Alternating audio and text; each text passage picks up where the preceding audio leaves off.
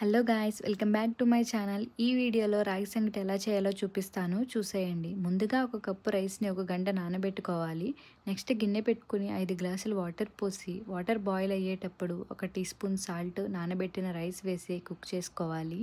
Rice బాగా మెత్తగా cook అయ్యాక స్టవ్ని సిమ్లో పెట్టుకుని 2 కప్స్ రాగి పిండి వేసి మూత పెట్టి ఒక 7 to 10 మినిట్స్ వదిలేయాలి. నెక్స్ట్ మూత తీసి రైస్ని రాగిపిండిని బాగా కలిసేలా కలుపుకోవాలి. మీకు కావాలంటే గీ వేసుకుని కలుపుకోండి, ఇది ఆప్షనల్ అండి. గరిటతో కంటే ఇలా చపాతీ కర్రతో కలిపితే బాగా కలుస్తుంది. ఇలా మొత్తం రైస్ అండ్ పిండి బాగా కలిసేలా కలుపుకుని ఇలా అయ్యాక స్టవ్ ఆఫ్ చేసి ఒక బౌల్కి గీ రాసి కొంచెం వేసి ఇలా రౌండ్గా తిప్పితే ముద్ద అవుతుంది. అలానే అన్నీ చేసుకోవాలి. ఇలా రాగి ముద్దల్ని చికెన్తో కానీ మటన్తో కానీ తింటే చాలా బాగుంటుంది. ఇలాంటి మరెన్నో వీడియోస్ కోసం please subscribe to my channel. Thank you for watching.